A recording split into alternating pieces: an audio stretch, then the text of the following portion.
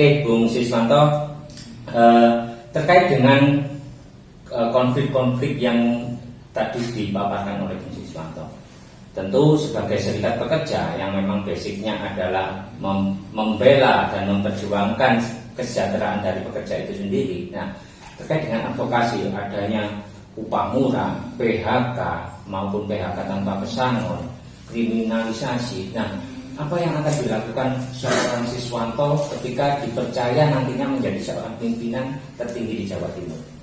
Jadi begini, di dalam membela ataupun mengadvokasi anggota yang kena masalah, itu kita tidak hanya cukup bermodal pintar dan benar. Pintar dan benar itu tidak cukup untuk kita membela atau mengadvokasi teman-teman yang kena masalah. Karena apa? Hari ini kalau kita tidak punya jaringan atau kalau kita tidak pandai melobi untuk menyelesaikan sebuah kasus, itu sangat mustahil kita ini bisa menang. Kalaupun kita menang, kebanyakan itu menangnya itu di atas kertas. Dan ketika sudah menang, lalu kemudian tidak ada kepatuhan perusahaan untuk memenuhi hasil daripada keputusan yang sudah ditetapkan di pengadilan, apakah ada sanksi di perusahaan? Kan tidak ada itu. Nah, maka dari itu, dari berbagai kesempatan di dalam setiap forum itu, ketika ada permasalahan usahakan, saya selalu menyampaikan bahwa jangan sampai ke PHI, jangan sampai masuk perselisihan. Kalau bisa kita bicarakan, kalau kita bisa selesaikan sebelum maju meja hijau, kenapa tidak? Jadi di situ saya selalu ingat pesan Wak waktu itu.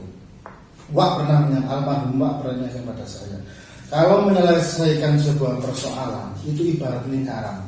Lingkaran itu tidak harus mulus, bundar serem, tidak harus. Jadi apa yang kita minta misalkan 100%, dipenuhi 50% saja, itu sudah bagus.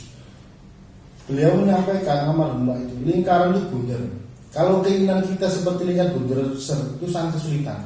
Ada tepos-teposnya sedikit, ada pesek-pesek sedikit, nggak masalah. Yang penting tetap utuh, itu lingkaran tidak sampai pecah.